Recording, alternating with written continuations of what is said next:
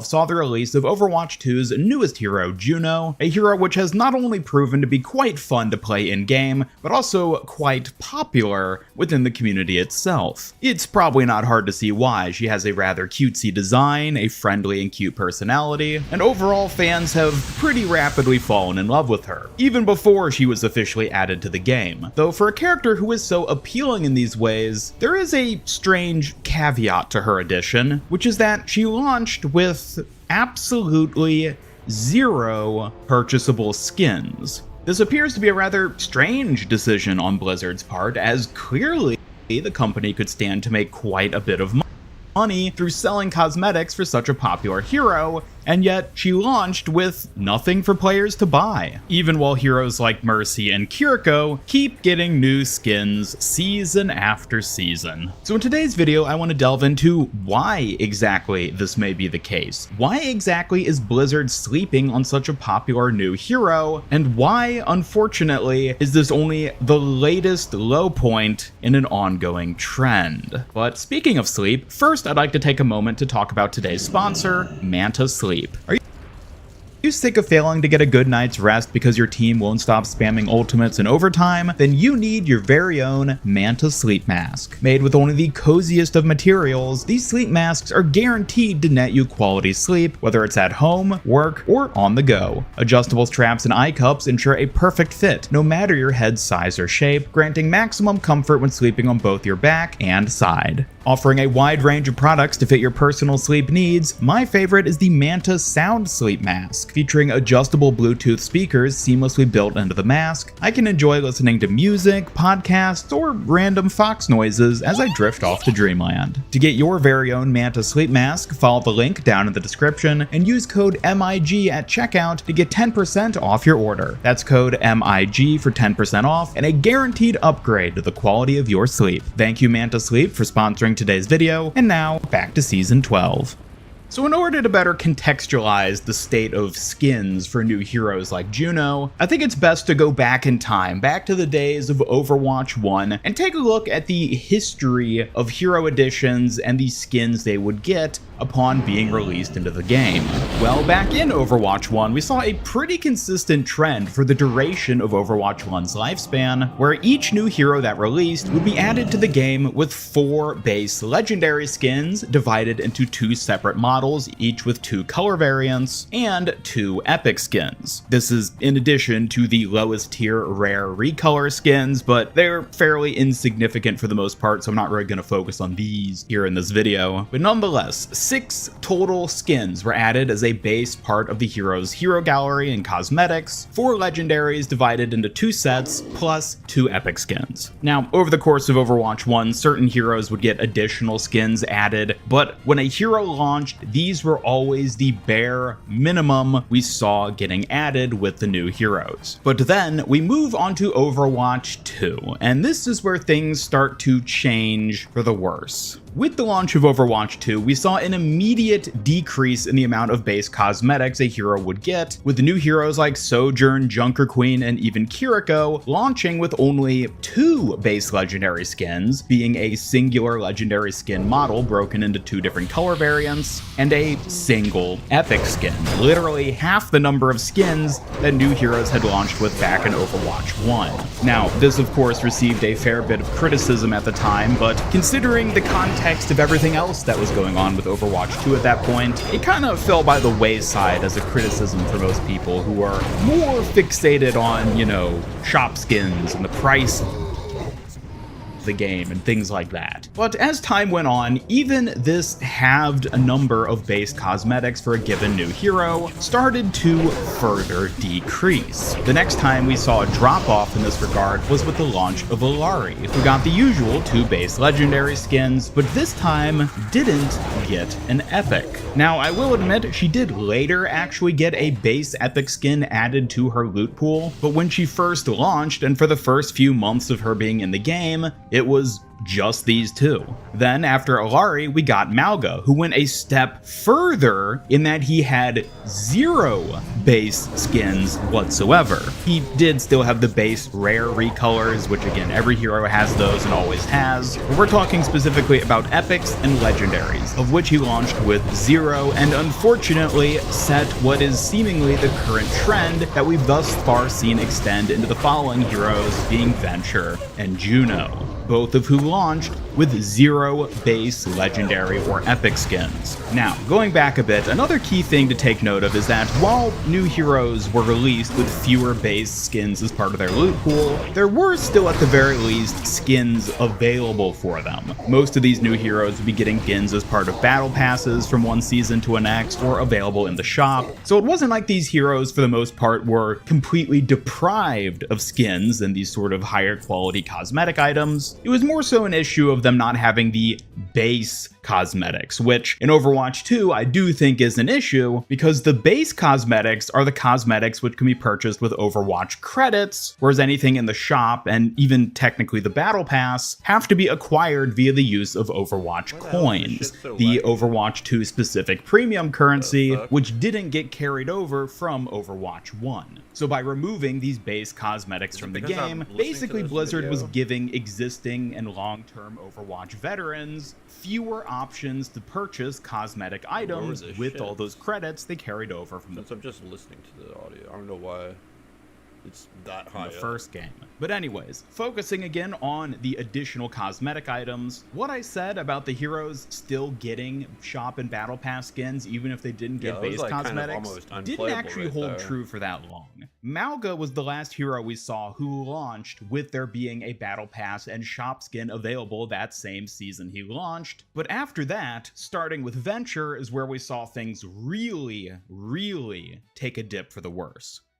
Venture, in their debut season, had 1 epic skin available in the shop and no legendary skins, period. That, at the time, was a new low. And it was made worse by the fact that Venture then proceeded to get 0 skins total in the following season, and 0 skins total again in the season after that, being the current Season 12. Now, during this whole process leading up to Season 12, there was obviously a lot of speculation in the community about why Venture was being neglected. Many people, perhaps reasonably so, were making speculative deductions about why Venture, of all characters, might be underrepresented in the cosmetic department, and whether or not those speculations were true, I think the real sort of revelation of what's actually going on here came with the release of Juno. Juno, as I mentioned in the opening, released in Season 12, a super popular, super cutesy hero who seems at her very core to be designed to sell skins, much like what we've seen historically with characters like Kiriko and Mercy, and yet she launched with nothing for players to buy. Venture, at the very least, got an epic skin in the shop during their initial debut season, but Juno has nothing. No base epic or legendary skins, no battle pass skins, no shop skins. Nothing for her debut season. And unlike Venture, who arguably wasn't getting skins because Blizzard merely didn't think those skins would sell, there's absolutely 0 chance that Blizzard wasn't expecting Juno to be a big skin seller. And this is what finally struck the realization for me of what's probably actually going on here. You see, it isn't the case so much that Blizzard doesn't want to make skins for these new heroes. The main issue is that I don't think Blizzard can make skins for these new heroes. At least, not yet. And the reason for this is something a bit more real and ugly than I think most of us really like to talk about most of the time. Now, I will admit this is all speculation on my part because I don't know what's actually going on within Blizzard as a company. I don't know the specifics of their production cycle for content in Overwatch or skin cosmetics. But at this point, I very firmly believe that the reason we're not seeing new skins get added for new heroes like Venture and Juno is because of the state of Blizzard as a company. As I'm sure we're all well aware, within the past year, Blizzard has gone through a lot. Over the past 12 months, we saw Microsoft finalize its acquisition of Activision Blizzard, an acquisition which for any large corporate entity will cause quite a bit of upheaval and turmoil within that respective company, along with the massive layoffs we saw hit Blizzard earlier this year, many of which focused on not only the Overwatch team, but also the cosmetics and art department specifically. And while most of that is stuff that happened more than 6 months ago at this point, I think the current state of skins and cosmetics in Overwatch today is more than anything a knock-on effect of that which happened. You see, for a big company like Blizzard and a major title like Overwatch, they're always going to have a sizable buffer of content ahead of time. It's not like a skin is produced and then instantly drops into the game. No, those production cycles usually finalize several months ahead of when that content ever sees the light of day. So most of the new content we're seeing in Overwatch right now, getting released in Season 12, let's say, is stuff that was heavily worked on for the most part 6 to 12 months earlier. And again, that's a vague estimate. It of course can vary pretty substantially one way or the other depending on the specific thing, but in general, it is safe to say that Blizzard always, or at least used to always, have a pretty significant buffer there. So the point I'm trying to get at here is that with the layoffs and massive upheaval of Microsoft acquiring Activision Blizzard, I think the lack of new skins for new heroes is the result of all that chaos. Blizzard isn't organized or collected enough at the moment, or at least hasn't been for the past several months, such that they're unable to put out new cosmetic content for these new heroes. In fact, I'd wager that the new heroes themselves are probably only just barely making it out the door, and Blizzard is more than anything probably flying by the seat of their pants in a lot of regards, and have been for the better part of a year at the moment. So while Blizzard may still be putting out new Mercy and Kiriko skins season after season, the reality is these skins we're getting in this season today were likely finalized several months ago, which is something that Blizzard can realistically do for heroes who've been in the game for 2 or more years. But when it comes to a new hero edition, a character like Venture or Juno, who only just finalized into a complete enough state that Blizzard could even begin to work on cosmetics for them within the past few months, it makes sense why Blizzard wouldn't be able to have skins already produced for a character who only reached a point of being able to produce cosmetic skins just recently. But, you might say, how does that explain past new heroes who launched with base cosmetic skins in their loot pool, along with shop and battle pass skins for that hero releasing the same season they did? Well, I think overall, again, it comes down to Blizzard's production issues. Much like the skins themselves, past new heroes were probably finalized pretty well in advance of them actually being added to the game.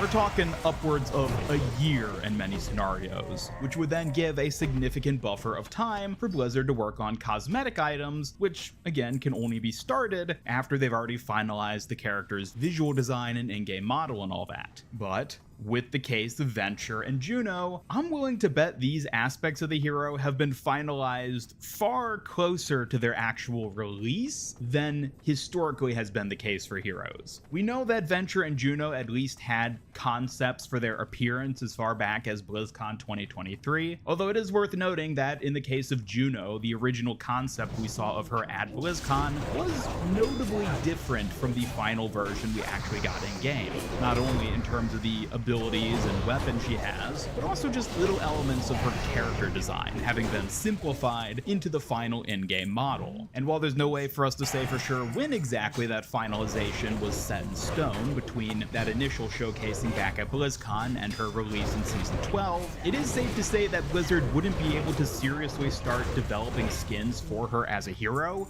until that design was finalized. It would be a total waste of time and effort to start concepting skin ideas for a hero who doesn't even have a finished base design yet.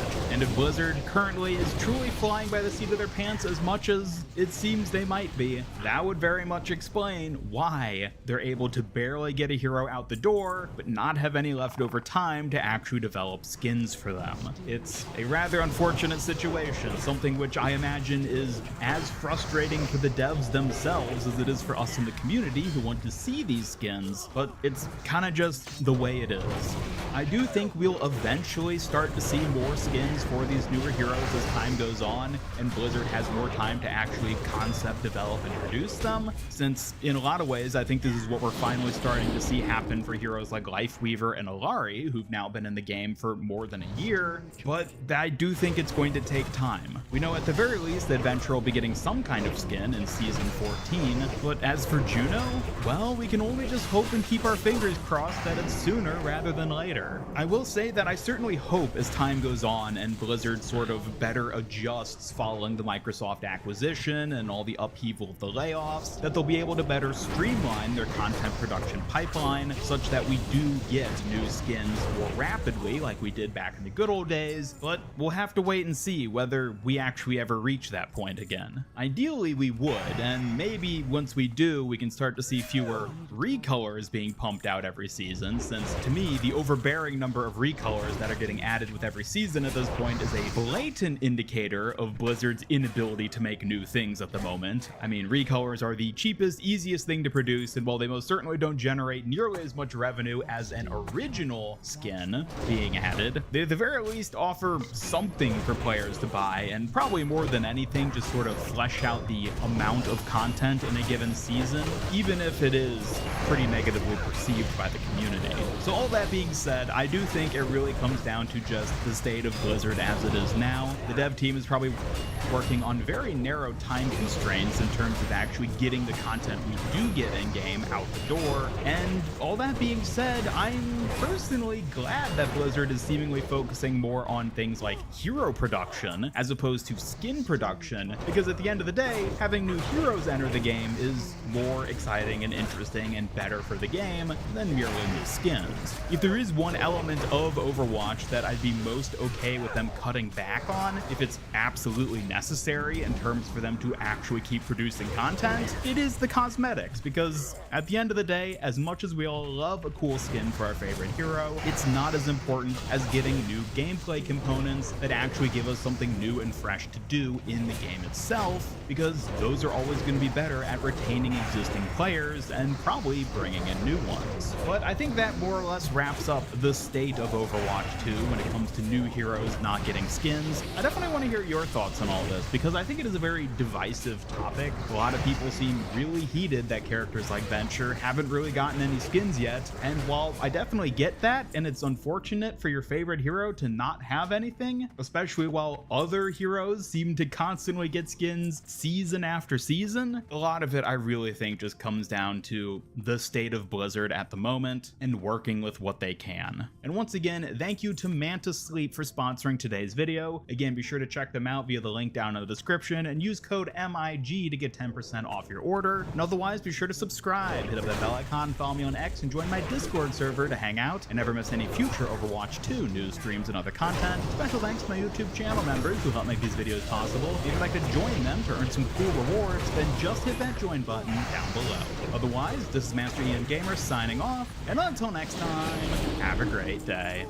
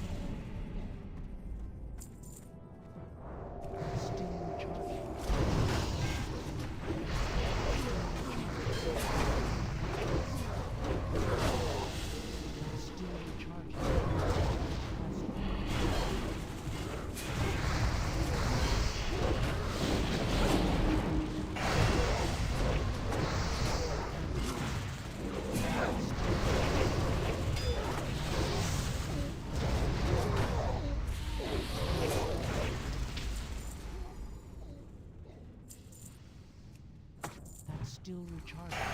It's too far.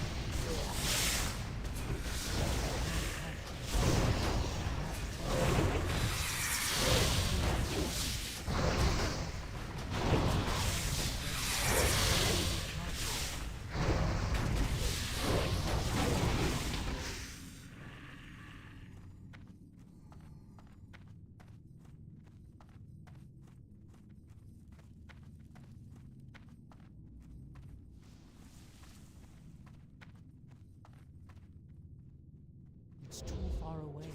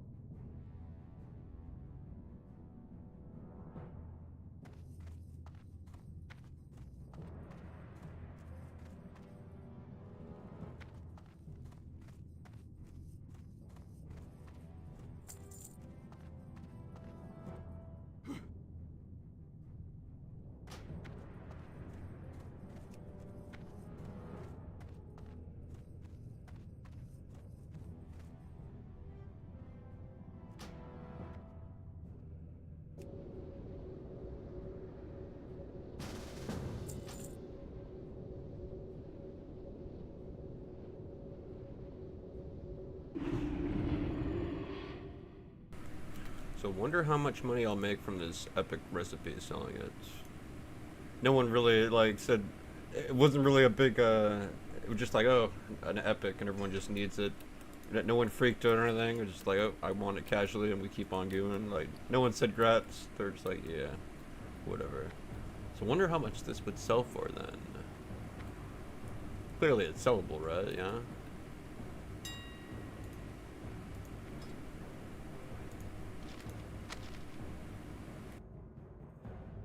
$4 gold, $5 gold. What the fuck?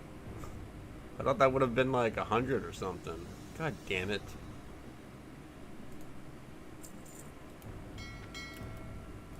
Alright, DFC, new dungeon.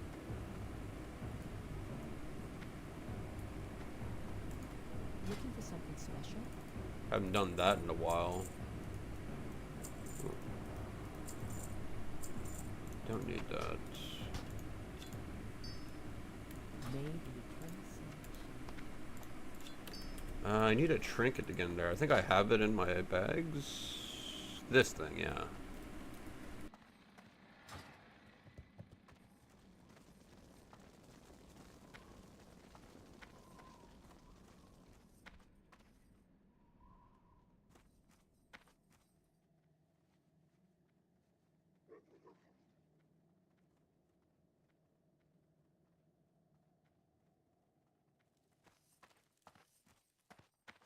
What can I help you with?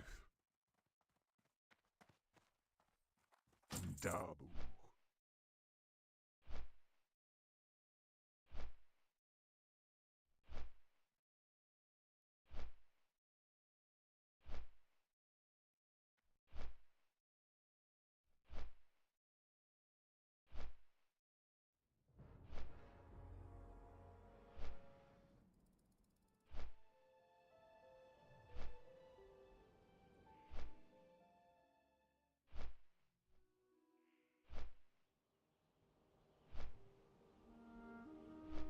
World of Warcraft is one of the most popular and successful fantasy worlds of all time, and a significant reason for this success is the lore and the storytelling within the game. In fact, the world is so full of that lore that sometimes it can be a bit overwhelming. So for that reason, the aim of this video is to provide a summary of the lore behind the World of Warcraft up to the beginning of the World Soul Saga. We'll cover stories from the origins of the universe, the Great Sundering and the War of the Ancients, all the way to significant events like the fall of the Lich King and the rediscovery of the Dragon Isles. So sit back, grab a pint of Thunderbrew Stout and get ready for a summary of the lore of World of Warcraft.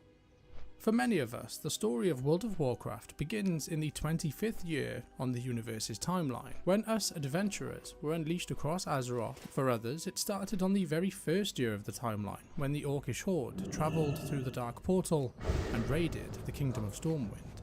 However, as we know, this wasn't the beginning of the Warcraft story. With the timeline split into two sections, the period of time before the Dark Portal and then the period after the Dark Portal, there are hundreds of thousands of years of lore, predating the modern events that us adventurers have experienced. So, on that note, let's start at the very beginning, the origins of the universe. The Warcraft universe can be explained using this diagram, which illustrates all cosmic forces and the entities born from them within the game. Here we need to focus on two primary energies, the light and the void. Initially, light expanded throughout the endless universe. As it spread, pockets of nothingness formed, giving rise to its opposite, the void, which sought to consume the light. Their cosmic battle caused catastrophic explosions, leading to the formation of the Warcraft universe, the Great Dark Beyond. As these energies clashed, matter merged into primordial worlds. The most unstable of these energies created the Twisting Nether, an astral dimension linked to the Great Dark Beyond, but existing outside of the physical universe. Alongside this, shards of light scattered across the Great Dark Beyond and spread life across these newly formed planets. Some of the first lifeforms created were elemental beings of fire, water, earth, and air. Occasionally, light shards formed powerful beings like the Naru, who used holy magic to nurture life. And even more extraordinary, the light would coalesce into beings known as the Titans, whose spirits, called world souls, formed within the cores of certain planets. These Titans slumbered for ages, their energies spreading across their planets. Some of these titans eventually awoke as celestial beings, with the first, Aman'Thul, driven by a belief that more of his kind existed. He searched the great dark beyond and successfully found other titan world souls. Once more titans had risen from their slumbering state, together they formed the Pantheon, a group of titans dedicated to shaping worlds, overseeing the universe, and seeking out more titan world souls. However, as we know, where there is light, there is also darkness. From the very moment the cosmos began, dark spirits known as the Void Lords sought to twist reality into eternal torment. Envious of the Pantheon and their abilities, the Void Lords aimed to corrupt the Titan. Unable to manifest physically in the Great Dark Beyond, their energies warped some of the new life forms throughout the universe. Targeting slumbering Titans, the Void Lords hurled dark creatures across the universe, hoping to hit a world soul. These creatures became known as the Old Gods. The Titans were aware of these Void energies, but not of the Void Lords or the Old Gods, and they were more focused on a more important and sinister threat forming in the universe, the demons in the Twisting Nether, who were set on destroying all life. These demons, fueled by their furious passions, recklessly explored their powers. Many indulged in fell magic, breaching the physical universe and wreaking havoc on mortal worlds. These demons took various forms, from two-headed void hounds to monstrous infernals, mindless fusions of matter and fell energy. Among the more cunning demons were the Nathrezim, also known as Dreadlords from the Shadowlands, a hellish realm that existed alongside the physical universe, and a place for the souls of the dead who had passed on from the world of the living. We will come back to the Shadowlands later in this tale. These masters of shadow magic, the Nathrezim, could cross the barrier into the worlds of the Great Dark Beyond, and they began infiltrating mortal societies, sowing discord and transforming innocents into demons. The Pantheon, aware of these demonic invasions, feared that they would interfere with their mission to find and awaken other world souls, so they sent their greatest warrior, Sargeras, to purge the universe of demonic influence as he vowed to cleanse creation of these chaotic beings. Sargeras ventured into the Great Dark, witnessing civilizations destroyed and inhabitants turned into the aberrations by the Twisting Nether. Despite their vast numbers, the disorganized demons were no match for the Titan, and he slaughtered countless foes on his divine mission. He discovered some demons wielded void energies, revealing the existence of the Void Lords and the corruption they were capable of. Troubled by this news, he continued on with his war, allowing the Pantheon to continue their search for nascent titans. Realizing demons were reborn in the Twisting Nether after death, Sargeras created the prison Mardum to contain them permanently. With Agrimar's assistance, they fought demons for millennia. Sargeras discovered a world consumed by void energies, where old gods had corrupted a slumbering titan. Learning from the Nathrezim, the Void Lords aimed to corrupt the titan into an unstoppable force. Sargeras, in fear and rage, destroyed the world and the nascent titan within it to prevent its corruption.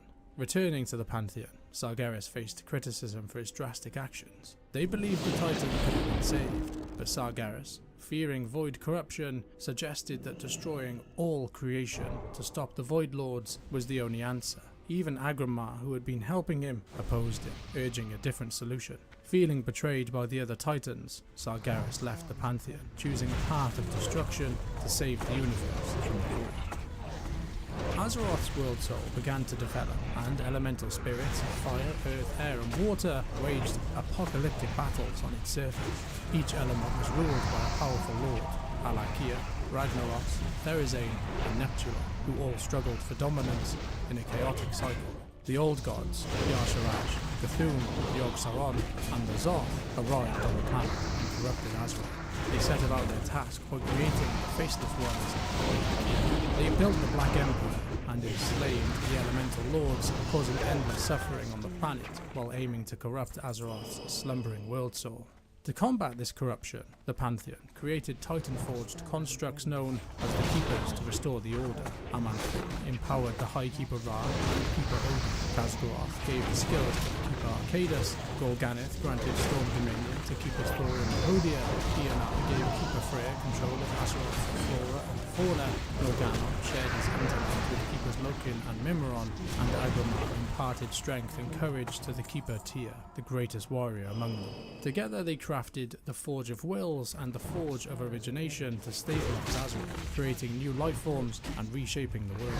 The Keepers then used the forges to create the Titan Forge, and with their new armies they launched a successful campaign against the Old Gods and the Minions. The Titan Forge launched a successful campaign against the Old Gods and their minions, imprisoning the Elemental Lords. But when the Titans attacked Yasharaj, they discovered a grim fact.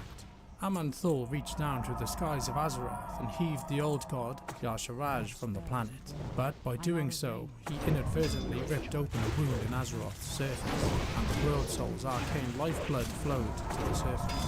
It was then that the Pantheon realised that the old gods had embedded themselves so deep that they could not be slain without destroying Azeroth itself, and instead they resolved to imprison the remaining 3 old gods, rather than killing them outright. Once the old gods had been imprisoned, together they managed to stabilise Azeroth's wound, transforming it into the Well of Eternity, a lake of scintillating arcane energies and limitless power that would accelerate growth of life on the planet's surface. Though the Black Empire had been defeated, its corruption left lasting scars. The Keepers continued their quest to help Azeroth and created various Titan-forged beings and set up new sanctuaries, including Ulduar and Ulden, to maintain balance and oversee the world. Despite their best efforts, not all life forming on the planet would be peaceful. The proto-dragon, named Galakrond, became a threat.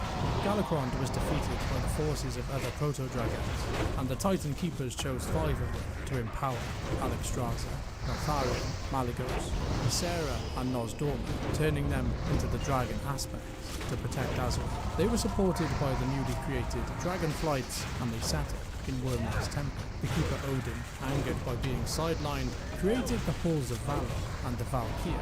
He then created an elite and rightful army to protect Azeroth, but by doing so created deep resentment and further conflict. After severing ties with the Pantheon, Sargeras isolated himself, consumed by the fear that the Void Lords had corrupted other Titan world souls.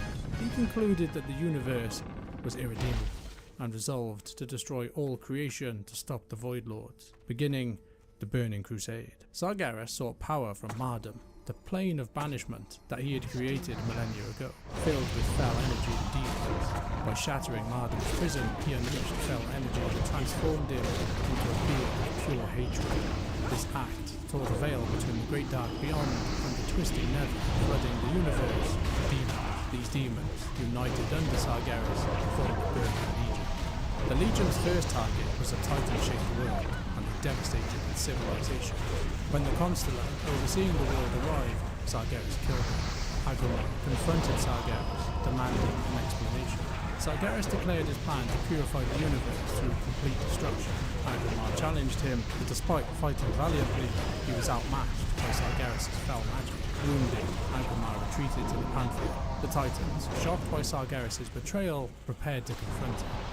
The Pantheon and Sargeras battled near a planet named Nihilum, and they struggled against Sargeras' fell-fueled might. Sargeras then unleashed a fell storm to destroy them, but Norganon used arcane energies to protect the Titans' spirits, launching their spirits into the great dark beyond as their physical forms were obliterated by Sargeras. Believing he had won, Sargeras turned his attention to finding and conquering Azeroth before the Void Lord appeared. After defeating the Pantheon, Sargeras sought to strengthen his demon army, realizing their lack of strategic thinking as a weakness. To address this issue, he identified a race known as the Eridar, who were native to the planet Argus as ideal beings to be his commanders. The Eridar, led by Archimonde, Kil'jaeden, and Velen, were hyper-intelligent beings. Sargeras, disguised as a radiant being, promised them knowledge, power, and the chance to transform worlds into peaceful sanctuaries. Archimonde and Kil'jaeden were enticed, but Velen, using an ancient artifact, foresaw a horrific future where the Eridar became demonic. Velen warned his peers, but they dismissed his concerns and accepted Sargeras' offer. Pretending to agree, Velen secretly planned an escape. The benevolent Naru aided Velen and his followers who fled Argus, and with that they became the Draenei, or the Exiled Ones. Sargeras corrupted the remaining Eldar, transforming them into demons. Kil'jaeden, now the Deceiver, manipulated mortal civilizations, while Archimonde, the Defiler, led the Legion's forces. Under their command, the Legion grew, recruiting new demonic races from the Twisting Nether and other new worlds. With his strengthened forces, Sargeras renewed his burning crusade, leading the Legion to destroy countless worlds and civilizations over the ages. Back on Azeroth, the Keeper Loken, who had now been corrupted by the influence of Yogg-Saron, helped the old god spread the curse of flesh among the Titanforged and waged war against his fellow Keepers. He sabotaged Mimiron and betrayed the other Keepers, leading to the exile of the Titanforged and then the rise of new mortal races on the continent of Kalimdor on Azeroth. One of those first early races would be the Trolls. The Trolls settled in southern Kalimdor and established Zuldazar around 16,000 years ago. Over time, various tribes such as the Gurubashi and the Omani emerged. Near Zandalar, Forbidden Mound led to the awakening of a Cathraxi general known as Kithix, who attacked the Trolls with an ancient Black Empire race, the Akia. In response, the Trolls formed the Empire of Zul and drove the Akia away, though they continued to remain ever vigilant against future threats. Around 15,000 years ago, the Mogu, protectors of the Vale of Eternal Blossoms, faced internal strife due to the Curse of Flesh. Lei Shen, known as the Thunder King, unified them through fear and power, creating a brutal empire and enslaving the Pandaren. After Lei Shen's fall, the Mogu Empire began to decline. The final emperor, Lao Fei, was eventually overthrown by a Pandaren-led rebellion, ushering a new era of peace for those races. The bovine race, the Yolgol, guided by Cenarius, were captured and transformed by the Mogu. They later rebelled and, divided by their past, migrated to new lands. Those who remained in the Vale continued as Yolgol, while those who moved to central Kalimdor became known as the Tauren, and those who moved near the Forge of Wills became the Tauren. Over time, their ancient connections and shared heritage gradually faded. Before the conflicts with the Akia, troll tribes like the Gurubashi and the Omani fought over Kalimdor's vast territories. Among these tribes, dark trolls dwelled in the shadows beneath Mount Hyjal. Eventually they would evolve into Night Elves after discovering and settling by the Well of Eternity. The energy of the well transformed them into immortal beings with advanced magical abilities. The Night Elves built their society around the well, with their capital, Alundris, flourishing under the guidance of the demigod Cenarius. Under Queen Ajara's rule, the Night Elves expanded their empire and constructed grand cities. As the Night Elves became more obsessed with magic, their society grew xenophobic and hostile. They managed to suppress troll incursions through their magical superiority. The Night Elves' deepening obsession with the Well of Eternity led to magical disturbances that caught the attention of Sargeras himself, and the Burning Legion began preparing to invade Azeroth. The Highborn, a cast of Night Elves led by Queen Ajara, secretly allied with Sargeras, who promised them power in exchange for summoning demons. Queen Ajara used the Well of Eternity to bring forth the Burning Legion, and she summoned them to Azeroth. Led by Manaroth and Archimonde, the Burning Legion arrived and began to ravage the Night Elf Empire and Azeroth, starting the War of the Ancients. A resistance formed, led by Lord Ravencrest, Malfurion Stormrage, Illidan Stormrage, and Tyrande Whisperwind. Malfurion's druidic powers, Illidan's bravery, and Tyranda's leadership made significant impacts against the Burning Legion. They sought aid from Cenarius and the wild gods of Azeroth, but time was short. To help their forces in the War of the Ancients, Malfurion also sought help from the Dragon Aspects. Alexstrasza and the others met at Wyrmrest Temple, where Neltharion proposed using the Dragonstone, an enchanted artifact with the power of the dragons infused into it, to defeat the Burning Legion. Unbeknownst to the others, Neltharion was corrupted by the Old Gods, and using his weapon, later renamed as the Demon Soul, led him to betray his allies. He decimated the Burning Legion, but then also attacked the Night Elves and the dragons, nearly wiping out the Blue Dragonflight entirely and forcing the Night Elves to retreat. Neltharion, now going by the name of Deathwing, fled, leaving his Black Dragonflight nearly extinct. Deathwing's betrayal during the War of the Ancient devastated the Night Elves, and then Illidan's mysterious disappearance only added to their despair. In reality, Illidan had deserted the Resistance. His rivalry with his brother Malfurion, rejection by Tyrande Whisperwind, and manipulation by the Satyr, Xavius, drove him to seek power with the Legion. Illidan turned to Sargeras, who granted him great power, marked him with fell tattoos, and burned out his eyes. Armed with these new abilities, Illidan set out to steal the Dragon Soul. Illidan succeeded, delivering the Dragon Soul to the Highborn, who used it to open a gateway for Sargeras to enter Azeroth.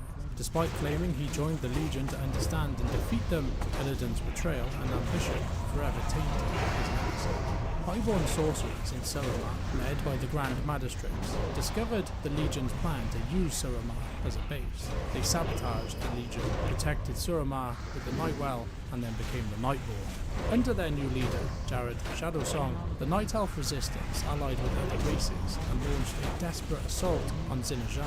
Malfurion, Tyrande and their allies destroyed the Well of Eternity to drive back Sargeras. The destruction of the Well of Eternity caused a cataclysmic explosion known as the Great Sundering, and it completely destroyed the supercontinent known as Calibur. The continent fragmented into several landmasses and created the Maelstrom at the centre of Azeroth. The Great Sundering destroyed the Well of Eternity, leading the Night Elves to abandon arcane magic. They retreated to Mount Hyjal, where Illidan Stormrage created a new well using remnants of the old one. Malfurion Stormrage opposed it, fearing it could invite the Legion back. With Cenarius' help, they imprisoned Illidan. The Dragon aspects, Alexstrasza, Ysera, and Nosdormu sealed the new well with the World Tree Nordic, granting the Night Elf immortality and protection. The Night Elves, under Tyrande Whisperwind and Malfurion Stormrage, later faced a resurgence of demons that had been left on Azeroth after the War of the Ancients. They were known as the Satyrs, and they were led by Zara the Few. Chandris Featherman proposed using druids in battle to defeat the Satyrs, and this led to a successful counter. However, a fraction of these druids turned into uncontrollable warriors. Malfurion established the Cenarian Circle to manage druidic practices and turn the global threat. The combined efforts of the Night Elves led to the defeat of the Satyrs. The Highborn, unable to resist arcane magic, were exiled by the Night Elves. Led by Dathramar Sunstrider, they settled in the Eastern Kingdoms, discovering the Sunwell and founding the Kingdom of Quel'Thalas. Their new civilization, though prosperous, faced threats from hostile tribes. The Highborn in Northrend, struggling without arcane power, stole crystallization techniques from blue dragons. Their experiments backfired, crystallizing Moonsong Forest and creating the haunted Crystal Song Forest. The Druids of the Cenarian Circle, led by Fandral Staghelm, planted world trees to combat Old God corruption. Androssil in Northrend initially thrived, but was corrupted by Yogg-Saron, leading to its destruction and the creation of the Emerald Knight. Sometime later, the exiled Mechanomes living in Uldaman transformed into the Gnomes by the Curse of Flesh, and they left the halls of Uldaman and established settlements in Doom Morrow. They developed a society centered around technology and began losing their memory of their ancient origins. 200 years after this, human tribes in the Eastern Kingdoms unified under the warlord Thoradin to form the nation of Arathor, establishing a capital in Lordaeron known as Strahd. Thoradin fortified the kingdom and repelled troll incursions, helping the elves of Quel'Thalas secure a period of peace in the northern lands. The Amani Trolls, aided by the Zandalari and the Loa, launched several attacks on the High Elves. Arathor, led by Thoradin, intervened, and using a strategic trap and magical support, they decisively defeated the Trolls, marking a new era of cooperation between Quel'Thalas and Arathor. Following Thoradin's reign, Arathor expanded into new territories, including Lordaeron and Gilneas. The city of Dalaran emerged as a major hub of magical study for the humans and eventually became an autonomous city-state facing tensions over its magic use. Dalaran, under threat from demonic infiltration, formed the Council of Tirisfal to combat these threats secretly. The council empowered a chosen champion known as the Guardian to protect Azeroth from demons, with Aladai being the first Guardian. Aladai, the first Guardian of Tirisfal, successfully defended against the demonic invasion and set a precedent for future Guardians. This system ensured a period of stability and peace, while Dalaran continued as a centre of arcane knowledge. Further south in Uldaman, the last Mechanome activated the hibernation chambers, awakening the Earth, who had been transformed into the dwarves after facing the Curse of Flesh. Settling in Doom Morrow, they established Ironforge and formed an alliance with the Gnomes, exchanging skills in stoneworking and engineering. 1,000 years later, even more south, the Gurubashi Trolls, suffering from famine and the Sundering, summoned Pakar Solfa, who demanded blood sacrifices in return for aid. Led by the Hakari, Gurubashi trolls who worshipped Hakar, the trolls expanded their territory, but by doing so, they caught the attention of the Zandalari trolls. The Zandalari allied with dissenting Gurubashi trolls, and they defeated Hakar and his followers Azolgarub. Some fanatical Hakari, known as the Atalai, escaped, continuing their dark rituals in the Swamp of Sorrows, until Ysera sank their temple and stationed dragons to prevent Hakar's return. Back in Kalimdor, a night elven civilization known as the Chandrila were survivors of Queen Ajara's regime, and they were living in isolation in a city known as Eldrathalos. To combat their declining power, Prince Tortheldrin bound a demon, Emulthar, to the city for energy. The arrangement became unsustainable, leading Tortheldrin to kill his people to reduce the strain on the energy gained from the demon. Eldrathalos fell into decay and was overrun by jungle creatures, leaving the Chandrila considerably weaker. The city would go on to be known as Dark. At the same time, in the Eastern Kingdoms, Arathor was fragmenting as city-states started to emerge. Cortiras prospered as a naval power, while Gilneas built strong land forces in the east. Gilneas and Alterac fortified borders, forging alliances with the dwarves and the gnomes. Strom's nobles founded a northern state known as Lordaeron, which grew to be a spiritual centre. The remnants of Strom headed south and founded Stormwind. Stromgarde, once grand, became a shadow of its former self, and Arathor's unity was deteriorating as the Seven Kingdoms were forming. 100 years later in Kalimdor, Tauren Shaman accidentally awoke Princess Theratris in their sacred lands, causing ecological devastation, transforming their sacred lands of Mashan Shi into deserts. Her union with Zeta produced the Centaur, a terrifying race of half-human, half-horse who terrorized the center of Kalimdor. Zeta was killed by his offspring, and Theratris buried his spirit in Maradon. The Centaur's expansion led to conflict with the Tauren, resulting in a period of prolonged warfare. Another 100 years later, the War of the Shifting Sands begins. The Karaji, an ancient insectoid race, were awakened by Archdruid Fandral Staghelm's efforts in Silithus. The Karaji, led by the old god Cthulhu, attacked the Night Elves, initiating the War of the Shifting Sands. Despite fierce battles across Kalimdor, the Karaji were sealed within Anchorage by the Scarab Wall. Guardian Aegrin, a powerful protector of Azeroth, distrusted the Tirisfal Council and isolated herself in Suramar. She defeated Sargeras' avatar, but unknowingly absorbed a fragment of him. She sealed the demon's remains in Suramar's ruins, hoping to contain the evil indefinitely. Aegrin then built the Tower of Karazhan and used it to isolate herself. Her paranoia and isolation led the council to form the Tirisgard to neutralize her. Aegrin sealed herself away in Karazhan, maintaining her powers in secret. 300 years later, in Ironforge, tensions between the Bronzebeards, the Wildhammers and the Dark Iron clans erupted into civil war after High King Modamus Anvilmar's death. The Bronzebeards triumphed, forcing the others to flee. Thorisan's failed revenge attack led to the summoning of Ragnaros, causing massive destruction. The surviving clans formed an alliance, marking the Thancred span as a symbol of unity. In the 100th year before the Dark Portal, the Kingdom of Stormwind, despite Gnoll raids, was prospering and became a haven for displaced people in the southern eastern kingdoms. King Barathon Rin defeated the Gnoll Packlord Garfang, ending the threat and securing Stormwind's independence. The victory reinforced Stormwind's self-reliance and ensured future stability. Going back to the story of the Last Guardian, Aegrin, hiding from the Tirisfal Council, fell in love with Nyla Saran and had a son, named Medivh, with immense magical potential and a hidden Sargeras curse. Sometime later, Medivh's powers erupted, killing his father and putting himself into a coma.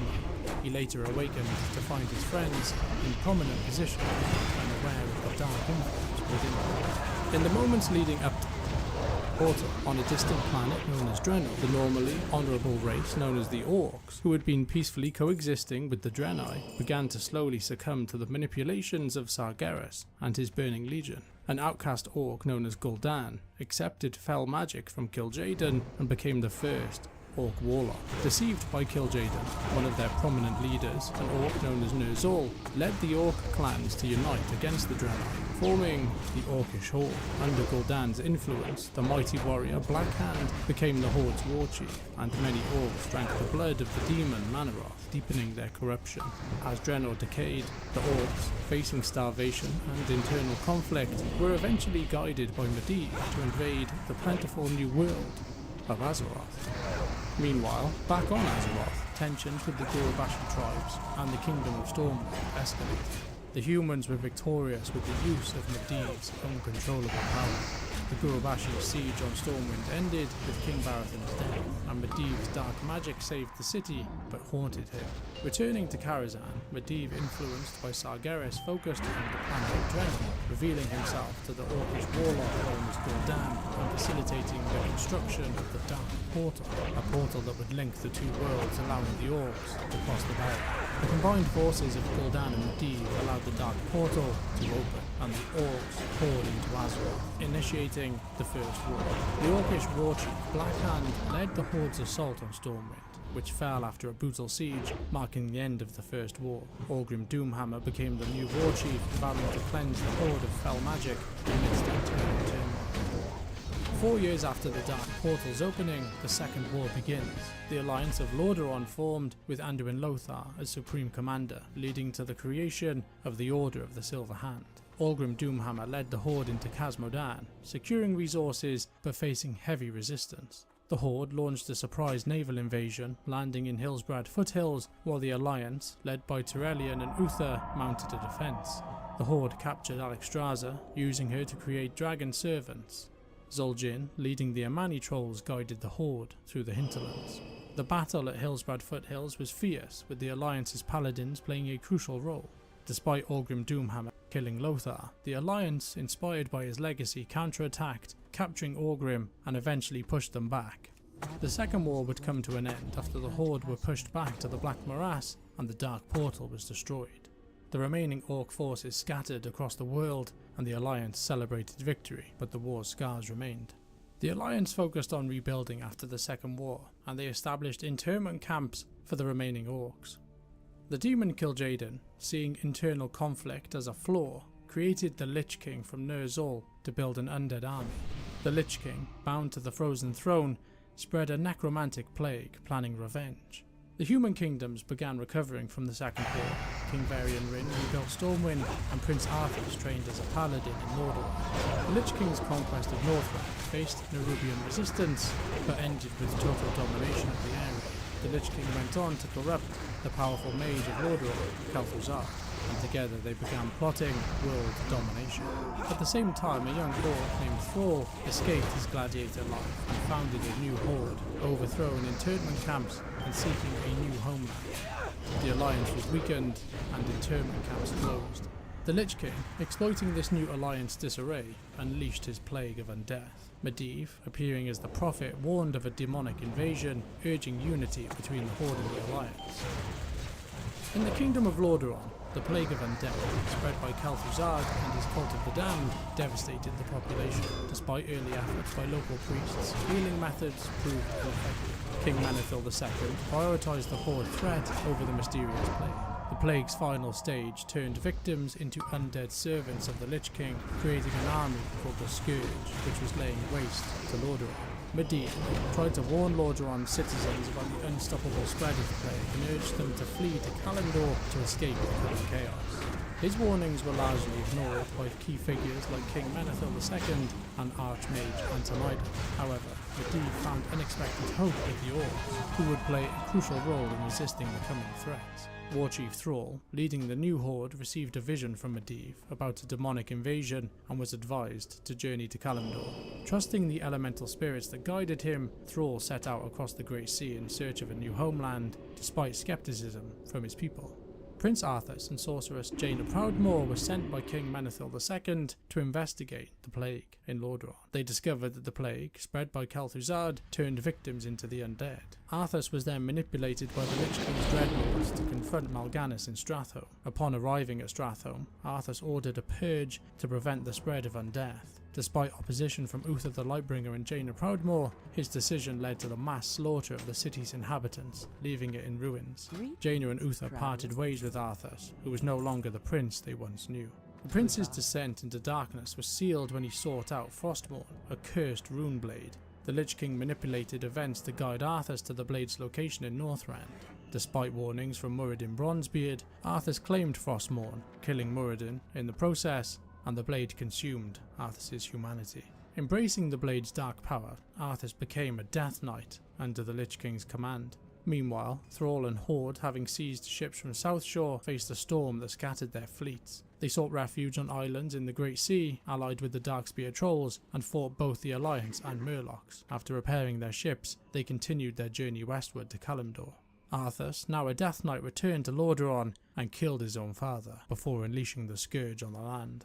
The Third War of Azeroth began as the undead overran Lordaeron, with the Alliance forces struggling to fend off the relentless assaults. Arthas' deep knowledge of his homeland and necromantic powers made him a formidable force, leading to the Kingdom of Lordaeron's fall and the rise of a new dark era for the land. During the Third War, the Gnomes contributed advanced weaponry to the Alliance but sent few soldiers, raising suspicion. Unknown to the Alliance, Gnomeregan, the gnomish capital, was under siege by Trogs, brutish call it creatures a awakened by stream, the there's two Ironforged dungeons. dwarves.